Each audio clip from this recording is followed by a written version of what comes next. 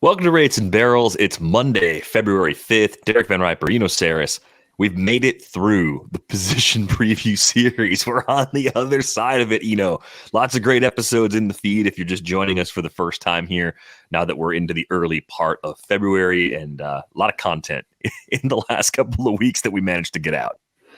Yeah, and we're going to take a break before we go into the team previews and just have like a regular news show. I mean, there's a lot of news that we've missed that we sort of have to pick up and make sure that we give a little bit of analysis on at least. Absolutely. We squeezed in a little bit of news a couple of weeks ago. It always feels weird to do that on those preview episodes. So we're going to start with a big trade that went down last week, Thursday. We almost had an emergency pod. I think we were both too tired to do an emergency pod. So we said, you know what?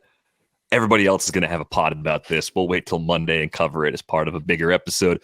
The Orioles acquired Corbin Burnes from the Brewers for DL Hall, Joey Ortiz, and the 34th overall pick in the 2024 first-year player draft. There is a ton to unpack here.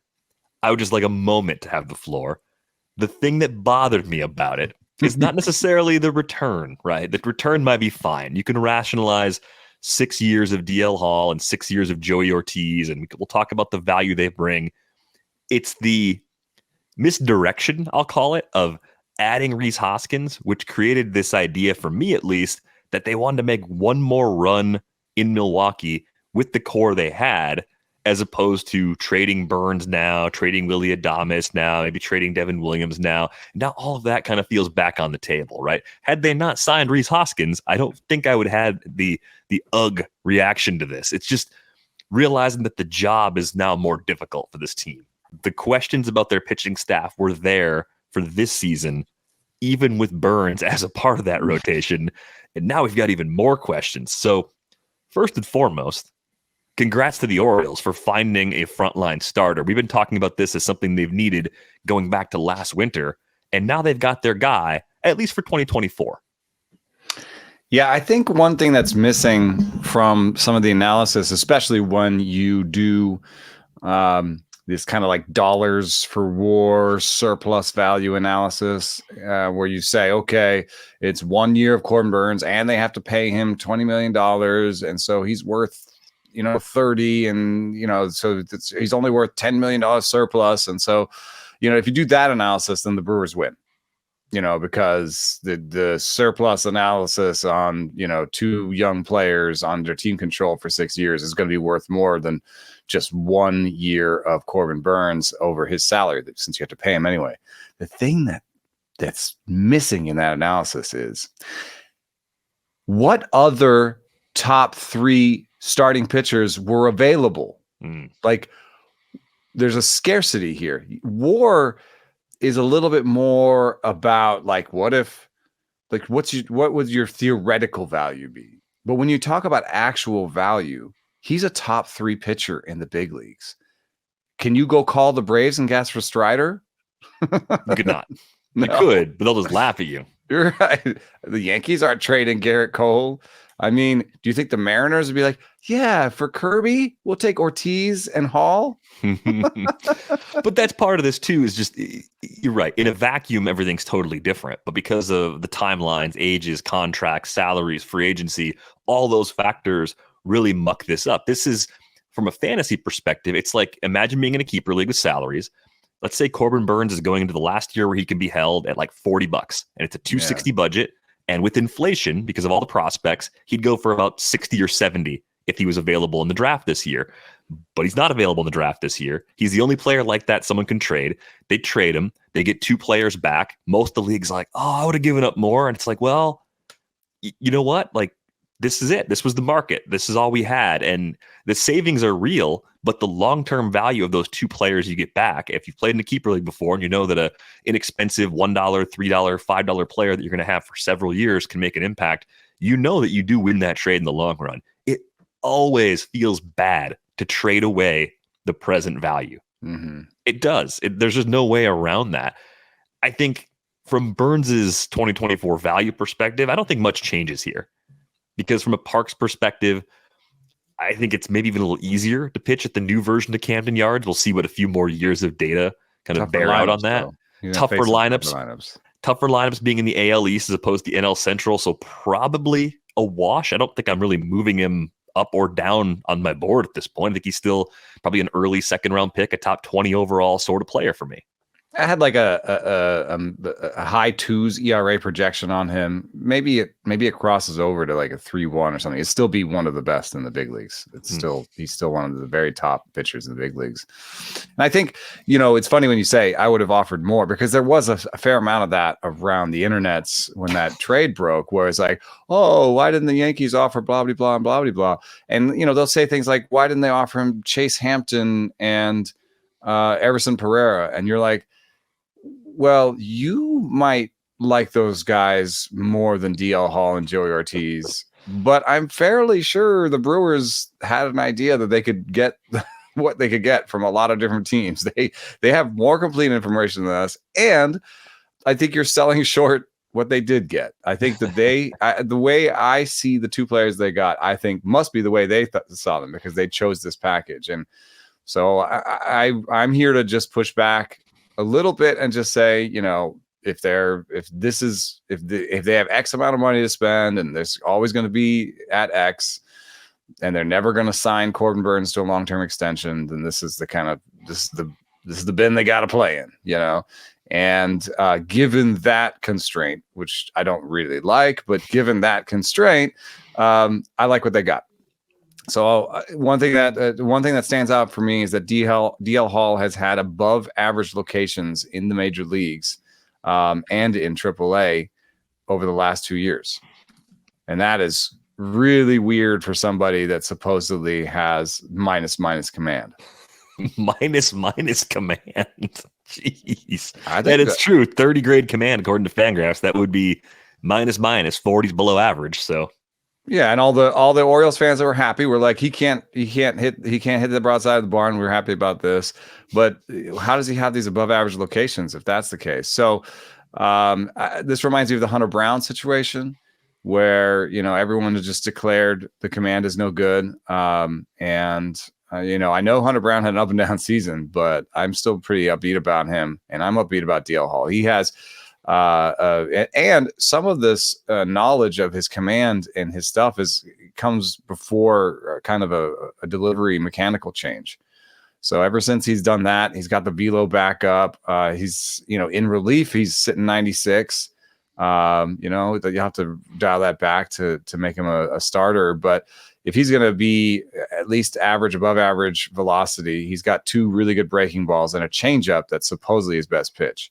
So I see a starter's arsenal, man. I'm happy with that. And then I've got a little board for people up on YouTube. Joey Ortiz hit the ball 114.9 last year. And he also had a swing strike in the major leagues of 11.6%. So I went and found some comps. I also took out the guys who had like 12 and 50% walk rates, because he doesn't look like that kind of player. Mm-hmm. So I took out a lot of Ron Acuna, Juan Soto's that would have been on this list.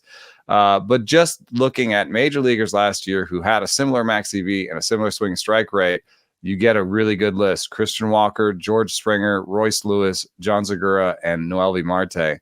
I think he probably has a little bit more power than Segura. I guess Segura is the worst case outcome, because in terms of power, because Joey Ortiz hasn't really gotten to that power all the time. And Fangraphs actually says he has minimal pop. But I think a guy who's hit a ball 114.9 has raw power. And I think this is probably what the Brewers are looking at, is here's a guy who can make contact at an average or above average rate and has hit the ball really hard. Let's see if we can coax like our own Royce Lewis out of this, And I think maybe it's not probable, but it's possible. And worst case scenario is you've got a guy who, has good raw power, can't always get to it, and smacks you like 15 homers a year, but makes good contact and plays good infield defense. So that's a pretty high floor too. So you get a high floor infielder who has some ceiling left and is ready to play in the big leagues. And that's sort of how I describe DL Hall from the pitching side too. Decent floor as like a late, as a closer, but some good ceiling left as a starting pitcher. So I'm pretty excited about those two names that they got. I think it's a good get for them, even if the Orioles had that to give, given their other prospects that they've got. Well, this is the other thing, that the teams that are willing to trade prospects usually have depth in their system. That's why they're willing to trade. And then people say, well, we'd give our sixth or eighth best prospect up for this player. Your sixth best prospect isn't that good. Your eighth best prospect isn't that good. This is the benefit of having a great system at work here as well. I believe Baseball America just gave him the best prospects, the best farm system, or second best. Yeah. And you see a lot of top 100 lists coming out. I know Keith Law's list just dropped at The Athletic. I think ESPN's just came out recently. You're going to see 5, 6 Brewers in those top 100s now. This is a team that is actually built to stay competitive. But I think that's where the Brewers are the other. Out. Yeah, they were also they're right there.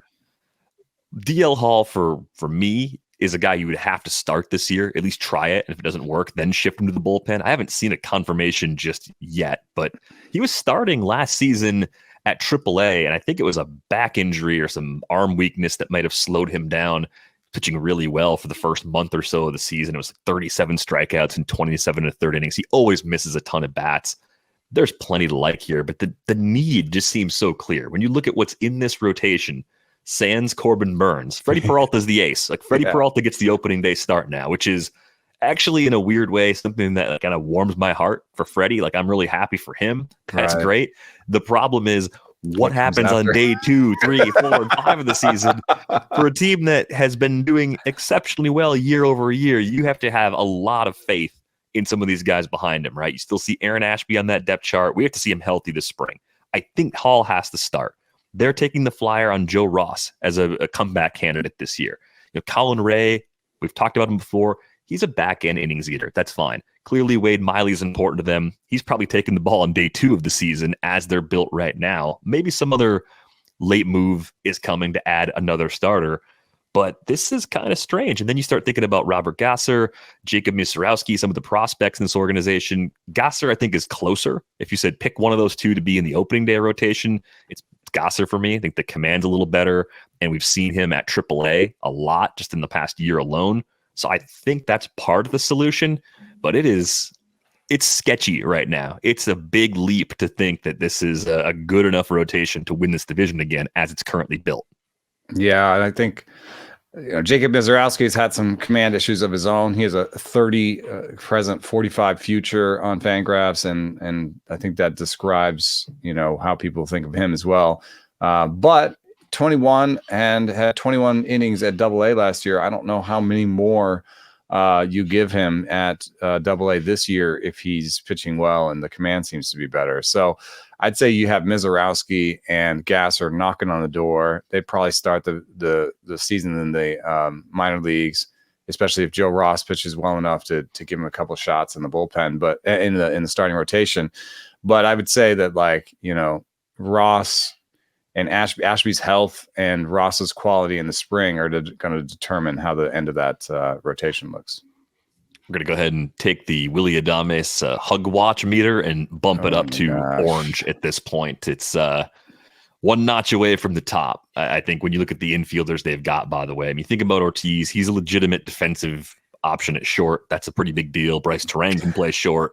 So it frees them up to take anything back from Adames instead of, if the Dodgers are talking to you and they want Adames, but they don't want to give up Lux, in the past, you'd be like, well, we kind of need an infielder. Now you can say, all right, well, let's talk about outfielders. Let's talk about starters, maybe you give us one of your young starting pitchers back along with a bat for Adames. So yeah, a young pitcher, and then Ryan Yarbrough too to chew up innings. We need more of that right now in this Brewers rotation. We need more spackle right now just to put this whole thing back together. But a rough trade for me. I think in the long run it probably works out for the Brewers, just not quite the timing that I was hoping for, especially with being back in Wisconsin. Man, I want them all in all the time. I don't want these little lulls. Maybe it won't be that much of a lull. I'm very selfish, as everyone can tell. Mm-hmm. There was another trade that went down not that long ago, kind of in between now and the last time we talked about the news. Jorge Polanco gets flipped by the Twins to the Mariners in a 4-player swap. Gabriel Gonzalez, Justin Topa, and Anthony DeSclafani all going back to Minnesota. And there's a related move that comes soon after for the Twins too. But we said the Mariners had a weird infield, I think, when we talked about them a few weeks ago. And this certainly helps because now you've got a guy in Polanco who can be, when healthy, an everyday option at second base, where it looked like there could be a bit of a revolving door before this trade. Yeah, Polanco, increased his raw power and his game power over the course of his career, and has been holding steady at kind of 111 max EV with 10% barrels. Those are both not necessarily like top of the line across baseball, but definitely easily above average. And so you can kind of believe in his power. I think even translating on the level he's got, 20, 25 homers a year, I think he can do that in Seattle. One thing that was nice, I was like kind of looking through his rate charts to be like, oh, is this going to work or whatever? I forgot he was a switch hitter. It's nice to be a switch hitter. I mean, he's got a little bit less power against lefties. So it's not like he doesn't have any platoon split, but it just makes it more likely you're going to be in the lineup every day when you're healthy. He's not going to be platooned. I think with his arm, he's the guy at second, and it creates on a team level sort of a Josh Rojas, Luis Urias, Dylan Moore battle in third base, where I think they want Rojas to win the job, but I guess that's a position battle to watch in the spring. A position battle that may be featured on the upcoming Seattle Mariners preview segment of the show. Right. But as far as the park factors goes, look at the rolling 3-year for homers, especially, and just seeing the overall target field is a 104. You look at T-Mobile Park, it's a 98. We know Seattle as a ballpark suppresses runs as a whole too, so it's a slight downgrade. Yeah. But Polanco is going to be right in the heart of that order. So it's only a modest drop. And he was already undervalued for me in terms of where people were taking him well outside the top 200 in drafts so far this winter. I think he belongs inside that group. So unless he jumps 4 or 5 rounds, I could see myself having a lot of Jorge Polanco in the middle infield spot of my rosters this season. Yeah, he's kind of almost got the exact average batting line for fantasy baseball this year, at least in 15 teamers. His projected batting line, 257, 24 homers and 7 steals is almost exactly what you need from every lineup slot, which sounds boring, sounds oatmeal-y, except that you can get him at a less than average price, basically. You can get him later and get average from him, which is still pretty good. There's a 5th player involved in this trade. There's 4 players going back to Minnesota. Darren Bowen, a right-handed pitcher, also goes back. The interesting prospect for me was Gabriel Gonzalez. I thought that was the name that kind of popped as someone that got to high A last year, was really young for the level, just turned 20 the first week of January. The numbers fell off a bit with that promotion, but there's been some power, there's been speed, there's been low strikeout rates. Long term, he projects to be a great defensive outfielder. So a lot to build off of here. Maybe someone who's just more on the Dynasty League radar, of course. It's going to take a couple of seasons before he's ready to contribute in Minnesota. I also wondered if they actually have a use for DeSclafani, whereas when we looked at him when the Mariners first acquired him this offseason, he kind of seemed like another redundancy. He seemed like a slightly healthier version to replace the Robbie Ray roster spot on a team that really didn't need someone to do that. But in Minnesota, we had some questions about rotation depth, and maybe DeSclafani gets to be early season glue if there are injury problems, and he's got to be healthy himself. But we've seen Louis Varland kind of bounce around between roles. Semyon Woods Richardson could break through. Chris Paddock, we know there's a lengthy injury history there. That's a lot of uncertainty to rely on behind the likes of Lopez and Ryan and Ober as their first 3. I think it's preferable to have optionable starting pitcher depth, because if you think about keeping a guy like DeSclafani on the roster, how do you get him enough innings to remain stretched out if he's not in the rotation? But at some point with a veteran, especially on a contract like this, at least you're not really worried about him. You're not like, oh, what about his progression? What about this? What about that? I think he's just going to be glue where he's the 6th starter, but he's on the roster, which means even if you start him, you're only expecting 3 or 4 innings. But he can come in and give Louis Varland 3 innings, or he can come in and give Chris Paddock 3 innings if you give them rotation spots.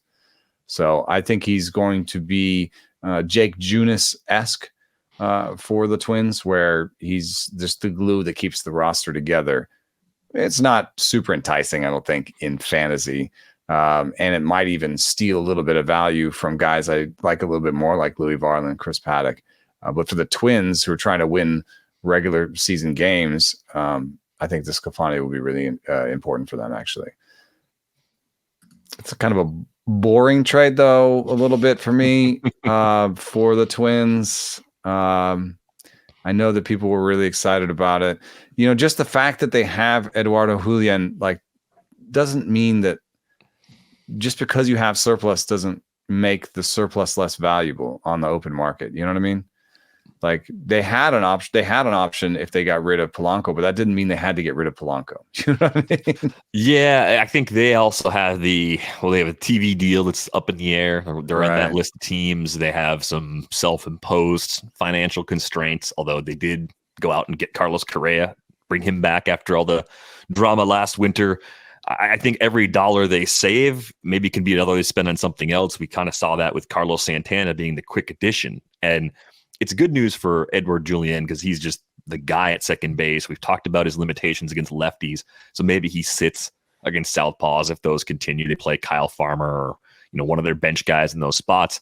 But Carlos Santana's arrival seems problematic for some of the other depth options here. Alex Kirilloff's had a difficult time staying healthy. Jose Miranda's trying to play his way back into a role. Trevor Larnach's trying to find time either in left field or DH. Like, some of these young guys will be depth as a result of Santana being there, because I don't think they brought in Carlos Santana to play him half the time.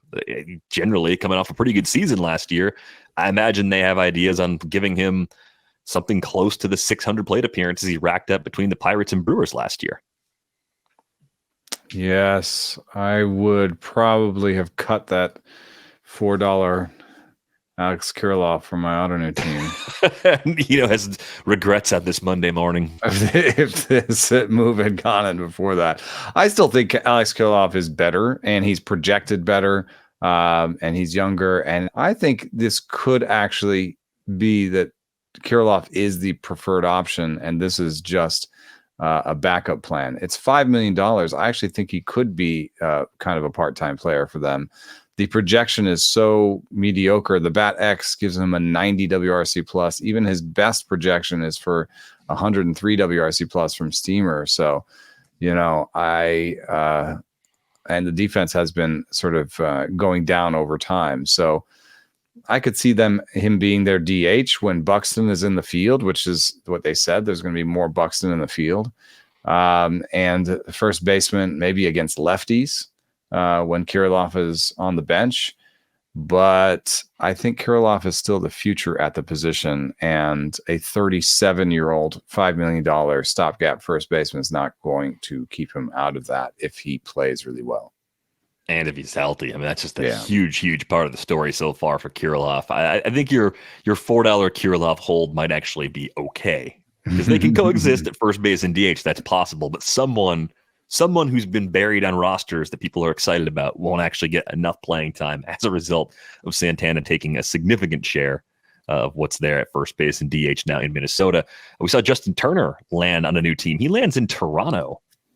Didn't quite see it work out that way. I mean, is he really a third baseman at this stage of his career? Does he help fix that problem where you could see IKF or Santiago Espinal getting a lot of run, maybe some Davis Schneider? Like, what's behind this signing? Is it just the faith in the bat and kind of making the defense work?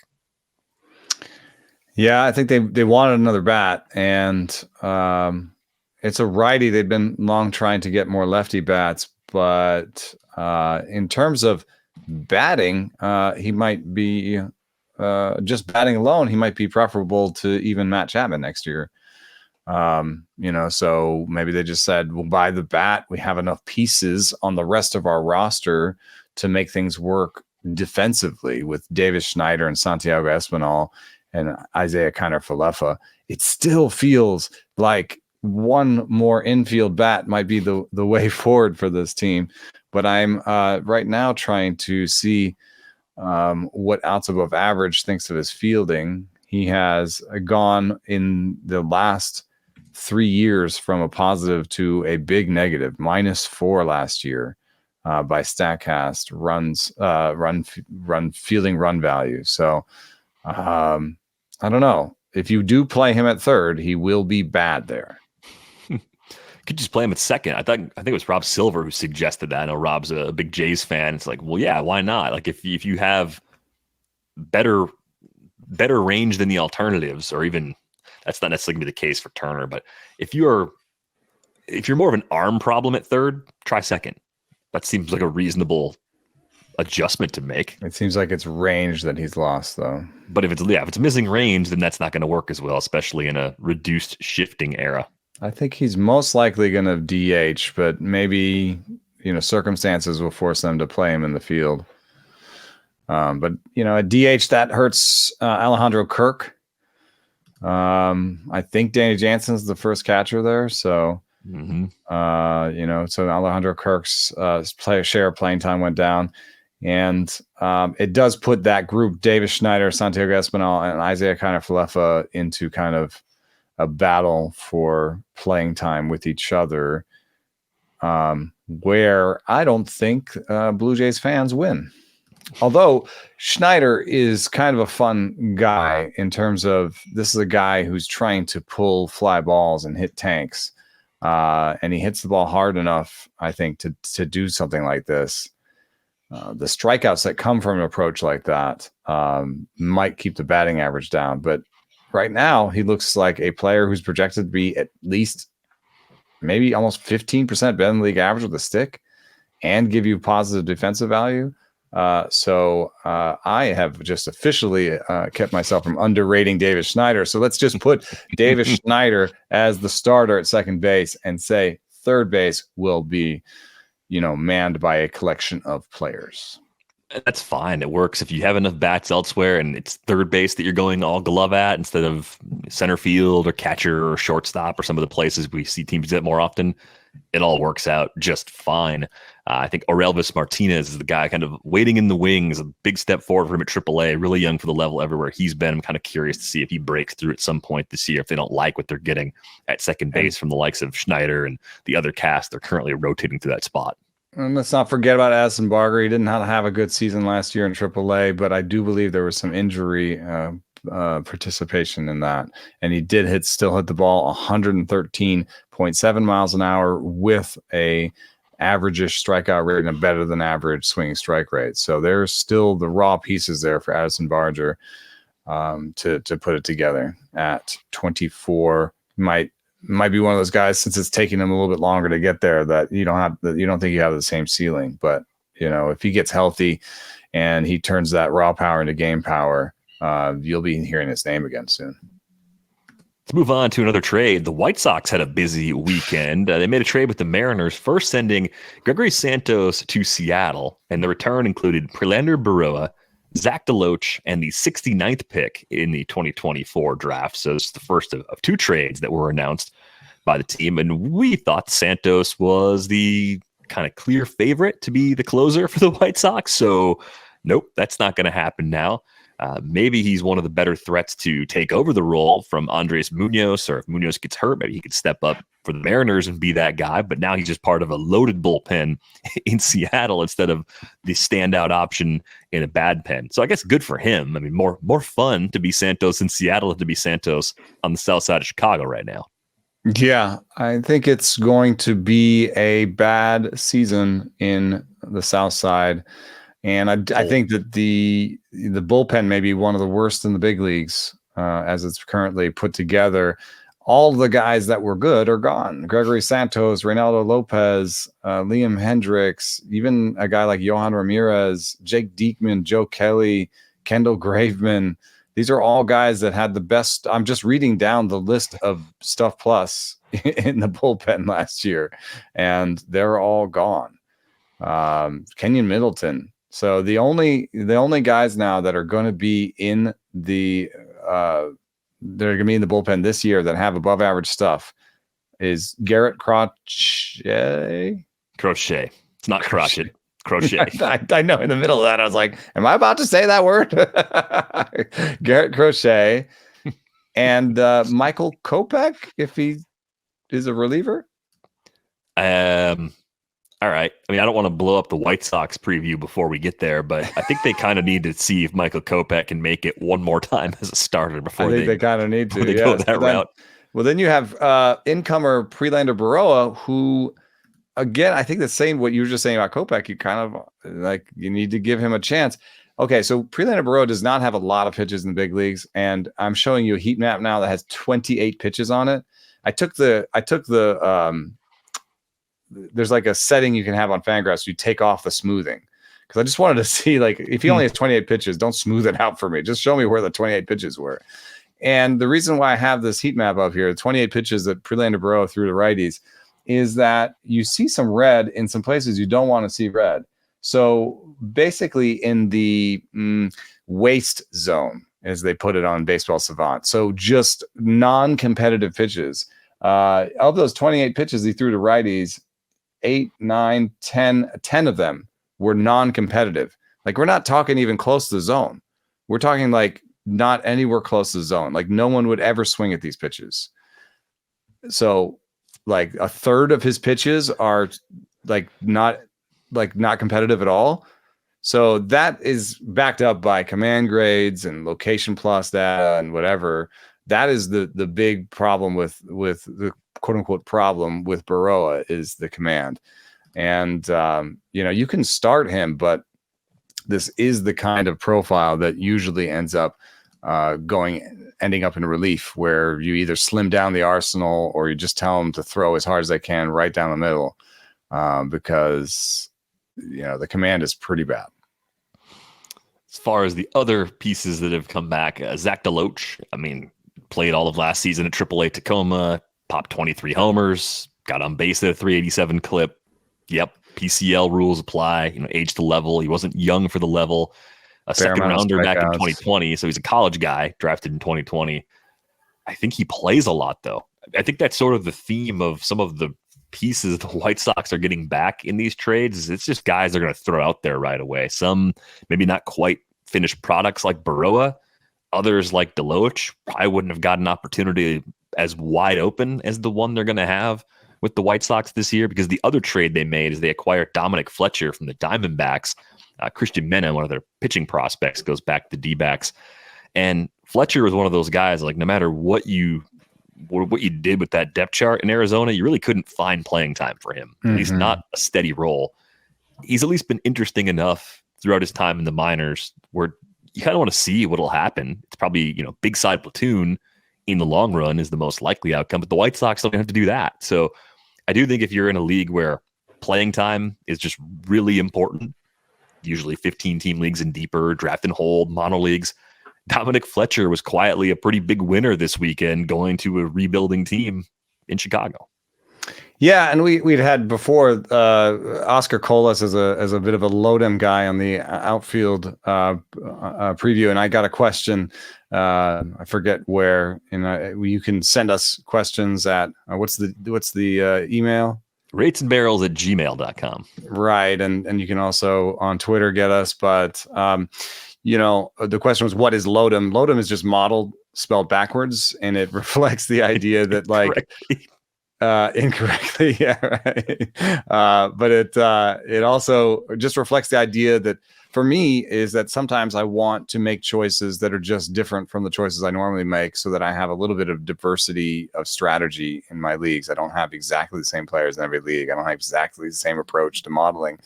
And then there's also just a component to Lodem, which is opportunity sometimes trumps quality. And so you can get too focused on all the things Oscar Colas can't do, and then forget that he has an opportunity to play. Well, today, Lodem suffered a loss because now there are immediate options that are probably better than Oscar Colas, actually, at these corner outfield spots. I did see a joke that they're trying to fill the outfield with Benintendi's. I'm not so high on Fletcher because he doesn't hit the ball very hard, and So I'm worried about him. Deloach doesn't make a lot of contact, but I think longer term, I'm into Deloach. And I think he's already 24, and as you mentioned, 25. As you mentioned, he's already spent so much time at AAA. I think the Fangraphs depth charts are getting Deloach wrong. They have like Kevin PR and Gavin Sheets and Dominic Fletcher ahead of him. I don't know why mess around with that lineup. Why not make Deloach one of your 4 regular outfielders? I'm just looking forward to that preview so much. Yeah, the trades are weird for me. They don't inspire a ton of confidence. Like generally, what I would say the trades have done so far is just bring in a lot of kind of mediocre players. They're getting volume, and I don't know if that means volume. that they. So, and when you have an organization that was as thin as the White Sox became, right, very top heavy, the big league roster was pretty good. Nothing else was really working in the minor leagues for the most part. I know they got a couple nice high-end prospects like Colson Montgomery, but generally, organizational depth has not been a strength of the White Sox.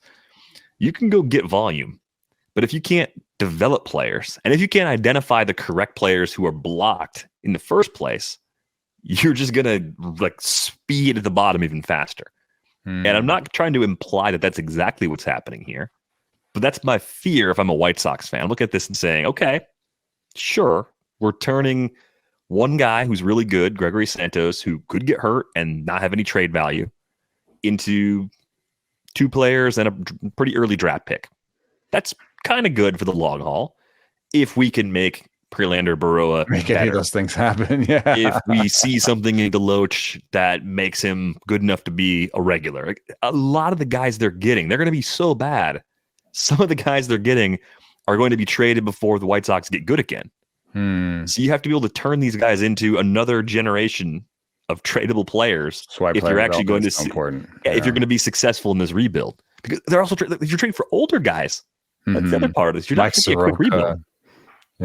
Nicky Lopez, like, all of this player development almost makes people think always it's young.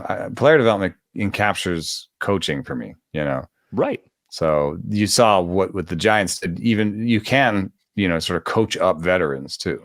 You should do both. There's no reason why you have to pick one lane. It's not easy, but I think, prove as an organization you have this skill, and then this approach could actually bear some sort of fruit. Speaking of the previews that we're looking forward to, let's welcome 2 new members to the A's rotation, Alex Wood and Ross Stripling, getting there by different means. Alex Wood chose to be an Oakland A. Ross Stripling was informed that he's an Oakland A via trade with the Giants. This is going to be the bulk of the A's payroll, but 2 veterans that would be kind of right on the cusp of a rotation for a championship caliber team, who will actually get chances to just work every 5th day and basically pitch as much as their bodies let them in Oakland, which kind of makes them interesting for our purposes in fantasy. Yeah, it's funny for them too. They their lockers are right next to each other in San Francisco. So, locker mates going over to the other side of the bay for what will be one of the most depressing seasons in the history of baseball. Someone should almost chronicle it if they can have the stomach for it. But this is the last season that they have a lease on that stadium, and they're currently frantically trying to figure out what they're going to do after that and before a theoretical stadium in Las Vegas is finished. So that'll be terrible. What does happen is it hurts one of my favorite sleepers a little bit. Joe Boyle is now going to be in a bit of a fight with Luis Medina for the 5th spot in Oakland, I think. And it'll be an amazing battle because they both have really, really high-end stuff and no concept of the strike zone. Both maybe some of the worst command among starters in the big leagues. So that'll be an interesting thing to watch this spring. I do think that they could either go to a 6-man or Alex Wood has kind of been somewhere in between a starting pitcher and a reliever recently. I don't know if that's just San Francisco. I don't know what Oakland has told them. I think you might be right that maybe they're just putting him in as starting pitchers, but they also haven't been the most durable guys themselves. I don't know if it's phantom IL slots they've been on, but they've been on the IL. So Joe Boyle will still get his chances this year. I'm hoping they just install him in the rotation and let him eat, as they say. But, it is funny that you have these guys like Ross Stripling that kind of pop every year where they add a pitch or their command is better, or maybe they just get a half tick of velo or just healthier. You talk about these wide arsenal guys with command. And Stripling is working on something called the death ball, which is one of the two pitches that we've been promised will be the future of baseball this year. That and the splitter are supposedly going to be the it pitches in baseball this year. The death ball, Alex Lang throws one, Pete Fairbanks throws one, Jordan Montgomery's curveball is a bit of a death ball. And what you get from a death ball is sort of a one-plane curveball. It's a curveball that does not have the sort of sweep that you think of normally curveballs having. It's kind of a one-plane little whoop. And, of course, the harder you throw it, the more you throw it like Peter Fairbanks, the better. And so when Jordan Montgomery throws his 80 and when Ross Stripling throws his 80, it's not quite as the moniker makes it sound. It makes it sound so intimidating. But, Ross Stripling, opportunity, talent in his rearview mirror, and a wide arsenal where maybe just the addition of the death ball along with the changeup that has been improving gives him what he needs to kind of battle his way through 5 innings. That pitch name just immediately made me think of the canned water, the liquid death. This is an effort to take a thing that is pretty normal, but to make it seem extraordinary. 100%. It's a pitch. It could be a good pitch. It's water. It's probably all right. Well, the marketing worked on my kids. We were at a show. We were at a Imagine Dragons show, and they were all drinking liquid death and feeling like teenagers.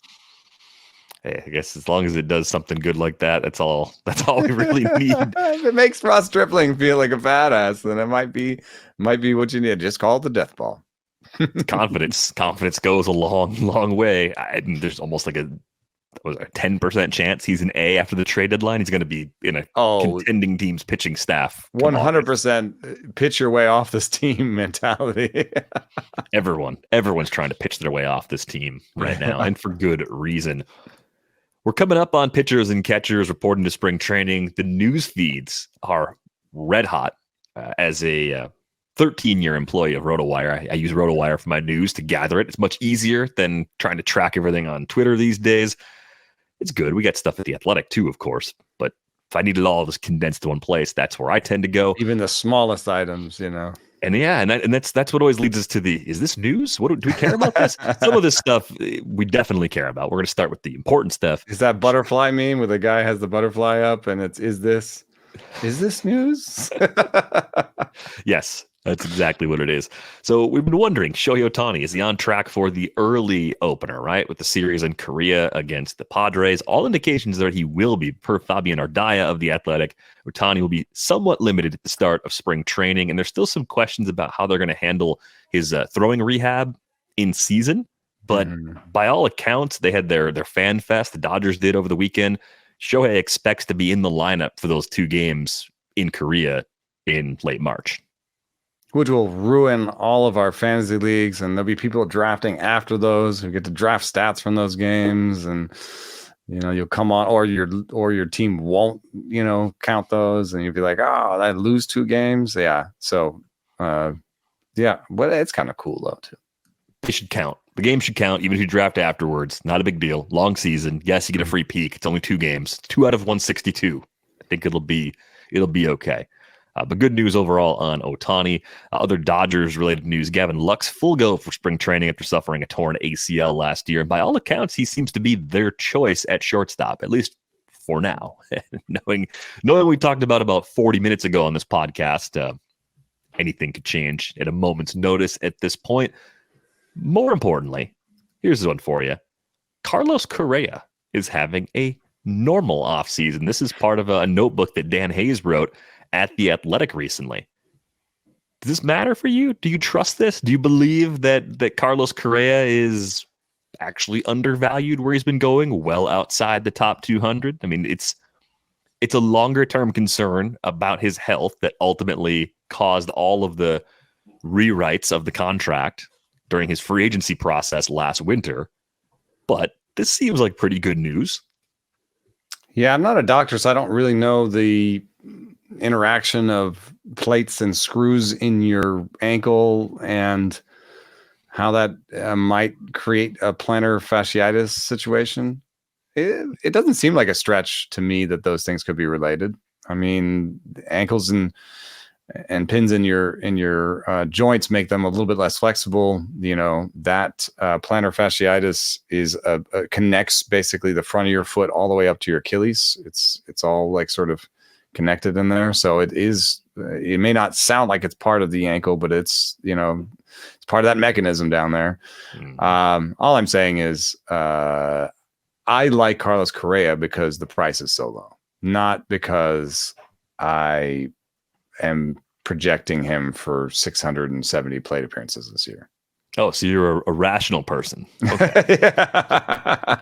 I mean, he still hits the ball hard, and I don't think he should have a batting average on balls in play as low as he did last year. And I don't think everything should fall apart at 29. And so, I'm just intrigued by how cheap he is. Ooh, guess what? We get some breaking news. Breaking news. This one's straight from Slack from our buddy Tim McMaster. Oh, what's that? An extension between Bobby Witt Jr. and the Royals. Oh, there you go. 11 years, $288.8 million. Wow. ESPN has the story. Jeff Passan. They believe in him. They got him. They gave him their Tatis deal. Yeah.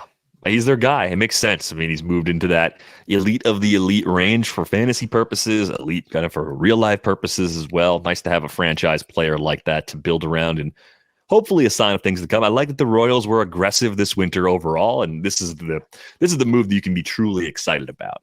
They're only paying until he's 34. He's pretty young. Whew. Yeah. That's exciting. That's a nice deal for Kansas City fans. There's something to put your hands around there.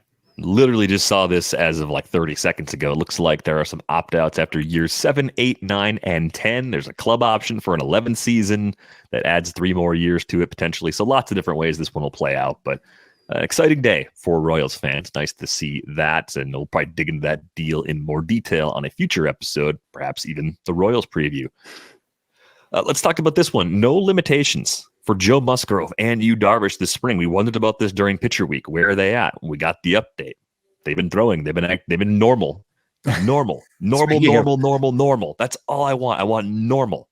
Yeah. Speaking of not being doctors, my discussion of the Bursa sack. Oh yeah, you should give lectures on the Bursa sack. Joe Musgrove's draining prompted someone to send us a picture of the elbow with the Bursa sacks highlighted. So thank you for that. More talks of draining sacks on Rates and Barrels, please. And I also pointed out that the injury that Yu Darvish had is one that he's had before in his career. It's a repeated stress injury to the tip of your elbow. And in what happened to him last time was that he just backed off of it, had a short season in terms of innings, and he came back in 2019 and had one of his best seasons, I think ever. I'm not saying that that's exactly what's going to happen for Yu Darvish this year, but I do think that with a repeated stress injury, you step off of it. He didn't have surgery. That's always good. It's always good to not have surgery.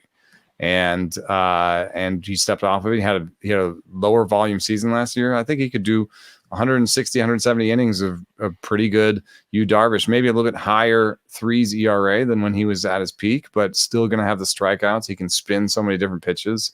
And his sinker has been really great in San Diego. He told me that it had to do with the sort of humidity and the weather down there. So I think Darvish is a buy for me this year, and Musgrove to an extent too. He's a little bit more expensive, but both of them I think are buys relative to their price, and is normal. Normal is good. And I think you'll see the price go up even further on both of them. And Musgrove, he's the 17th pitcher in the auction calculator right now by the bats projections. I think that's a very reasonable sort of expectation for him. I think he's being drafted as more like pitcher 25 right now. So if you want to know where that gap is likely to close, it's probably about that far.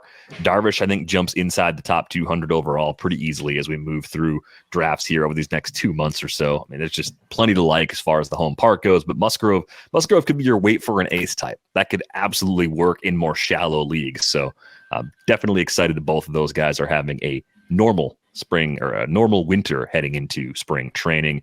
I think the pitchers and catchers for the Dodgers and Padres report on Friday already because of their earlier start to the season. Wow. Yeah. Is this also news? Jackson Merrill is going to take reps in the outfield this spring. I think this was in the Ken Rosenthal notebook that I saw on Monday at The Athletic. And they've also mentioned that Xander Bogaerts could change positions at some point, but at least with Merrill, they're looking maybe at a way of getting him on the roster a little bit faster and to have him fill a clear area of need in that rotation of outfielders. Yeah, 20 years old, with 211 plate appearances at Double-A, but a very clear organizational need. Yeah. Right now, you've got Cal Mitchell and Terso Ornelas in left field. Ornelas is projected to be 20% worse than league average with a stick. Mitchell is projected to be 15 points worse than league average with a stick. So that's not what you want out of a corner outfield situation. I think that Merrill's value is too strong at shortstop for this to be the solution, but it does tell me with bright honking letters that there's playing time in this outfield to be had, and that they are considering younger players and not maybe signing an Eddie Rosario type to block any of them. So that would be good news for, so this sounds like it's news about Jackson Merrill. For me, it's good news for Grant Pauley and Jacob Marcy, because those guys have played in the outfield, are older, and are closer to the big leagues. And Jacob Marcy's coming off an AFL where he was the MVP. Grant Pauley had a really great season in the minors last year. I just think that they're a little bit more positioned as older players to maybe take this opportunity and run with it and move past Cal Mitchell, Ornelas, and Jose Azocar, who are atop the center and left field depth charts. So if you want to take some shots at Marcy or Pauley late in your drafts, I think that might be a good idea. Yeah, they've got wide open opportunities. Tucupita Marcano's maybe a name you'll see atop the depth chart over at RotoWire in left field. That doesn't seem like an ideal fit. I guess with Jake Cronenworth on the roster, you could play Cronenworth almost anywhere and shuffle guys around too. That could be one other way to work around it. But I think the Pauley and Marcy calls in particular make a lot of sense based on what's going on with this team right now. And if Jackson Merrill takes to an important defensive position, then yeah, maybe there's a clearer path for him. Center field, you look at that, wide open. Jose Azocar atop the depth chart right now. I don't think that's going to be the full-time solution for this Padres team this season either. I don't think it is. They're not nearly bad enough to just like give up on spots like that. They're still they can still be competitive. They could still be the last team in the playoffs in the NL this year. That's still at least in their range of outcomes, even though it feels like it's all falling apart quickly. There's still a lot of really good players on that team. And if Fernando Tatis, bounces back a little bit and becomes, the superstar, there's a chance you have like 2.5 superstars on this team. So that's a really good foundation. And what they did with all their trades in the offseason was try to attack their depth situation and get guys that are in the high minors to contribute, at least on the pitching side. So a lot of those guys could pop. At least they have more depth than they've had in the past. And right now, a need in the corner outfield, if they do have, $4 or $5 million left, and the budget this year, they can still go get Eddie Rosario, and he won't block Paulie or Marcy if he's having a bad season and those guys are hitting well. So I think they do have one more move left in them, but I still like those two young outfielders. Yeah, Eddie Rosario to the Padres does make a lot of sense now that you've mentioned it. Seems like a pretty easy plug-in for them in left field. Here's another one. Colt Keith is going to play second base for the Tigers, played more at third last year between AAA and AA. Signed an extension. I don't think we talked about that because that happened during preview season. But by all accounts, Keith's going to have every opportunity to lock down a starting job in spring training. I would say he's probably a favorite to win the job at second base, which makes me wonder, could we see Justin Henry Malloy squeeze his way onto the roster at third? I know there's a lot of questions about his defense, but if Keith's playing second, that at least leaves that hot corner open. Yeah, they're going to say all these things about like, oh, Colt has to win the job and, blah, blah, blah. They don't want to seem like they're just giving it to him, because they signed that contract. But, really, once you sign a contract like that, there's no financial impetus for the team to keep you down, right? And there's, in fact, a reward in the collective bargaining agreement now where if they put Colt Keith on the opening day roster and he becomes rookie of the year, they get a pick. So there's so many incentives for them to start Colt Keith from the beginning that outside of just a horrible spring, I think he's got, I like his combination of, the ability to spray the ball, but, sort of turning that into pull power recently, turning that into pull power without losing his ability to make contact. He does have really good walk rates and decent strikeout rates. So I think he's going to be, a benefit in every category. I don't know what the steals will look like. So maybe it's kind of a 260, 25, 20 homers, 5 stolen base package for Keith, but I like him. With Justin Henry and Malloy, like they don't have that contract. I don't know that anybody thinks that Malloy would necessarily win Rookie of the Year. He's got a little bit more flaws in his approach, but the option right now that they're saying is like Zach McKinstry and Andy Ibanez are going to fight it out for a platoon at third. And I think Zach McKinstry and Andy Ibanez are like really good platoon utility guys, to help your depth of your team. But I don't know that they're long-term starters of the position. So I don't know why Henry Malloy won't get a good look this year, if not from opening day. Yeah, I think there's probably more of a left field DH profile there. I was looking at the fielding numbers. We don't talk about fielding percentage a lot for good reason. How often do you see an 897 on a lot of players that get to play on the infield? No, normally you see 9s. Yeah, that was a 60-game sample at Toledo. So they split 60 games at third, 29 in left, 15 in right, and then 31 as the DH. I think left field DH is the ultimate home, but he should hit enough to do it. And what does he have left to prove at AAA? Spent all of last season at Toledo. Continued to be a well above average player, 417 on base with 20+ home run power. I think it works. One thing you should do maybe in the spring as a fantasy player, if you're interested in him or a Tigers fan, is watch where he plays in spring. I think that'll give you a good idea. If he's still playing third and they want to try him at third and he plays third and how much he plays. So does he get a lot of plate appearances and does he play third? If both of those things are a yes, then he's closer to making the opening day roster, because I think as a left fielder, they may want to put him out in left field, to start the season in spring in the minors, just to be like, okay, we're going to move you to the outfield now. And we want you to be comfortable out there.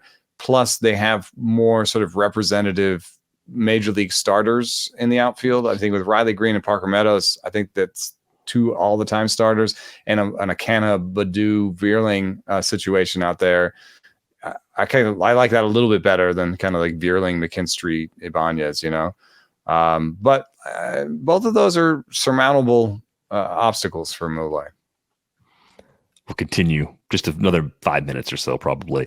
Jock Peterson is a Diamondback now. That actually is definitely news. It may have been a part of why they were so comfortable trading away Dominic Fletcher. Having one more lefty with power on the roster made a guy that didn't have a lot of power a lot more expendable. How does Jock fit in for Arizona? Just platoon, big side DH? Is that just what he is at this stage of his career? Or do you think they could actually make him an occasional outfielder again? I think he's going to DH. I've seen enough of Jock Peterson in the outfield. I got to see it up close, and it's not good. Not good. His whole vibe right now is sort of like beer league softball. he's got this really kind of open stance, and all he's trying to do is just turn quickly on pitches on the upper inner part of the plate and yank them out of the ballpark. That is 100% what he's trying to do all the time. He has a good enough eye and good enough ball hit, bat to ball naturally that he can do all that and sometimes serve the ball into the outfield or sometimes take a walk. So he's a good player in terms of those skills, but he's not changing the Diamondbacks much. He's gonna give him a win or a win and a half for $12 million. Like that's what's happening here. For fantasy, I think it's a tough use case because you basically want to be in like a 15 team with daily moves. Auto new. Yeah. $1 auto new guy, $2 auto new guy that just helps you out when he's playing. I think that's the way to look at it. Big side platoon should work there, should be in the heart of the order when he plays. Yeah, I think universal DH extends the career of a guy like Jock Peterson. If we were in 2017 looking at this skill set, we'd be saying he's a year or two away from hitting dingers for the Dutch Goose softball team. But but there's still a lot of runway for him, I think, as a result of every team having that at their disposal. I would say this probably puts Emmanuel Rivera on the small side of the DH platoon and squeezes a guy like Pavin Smith into a clear like bench extra guy sort of role. I think if there's a clear loser, it's Pavin Smith.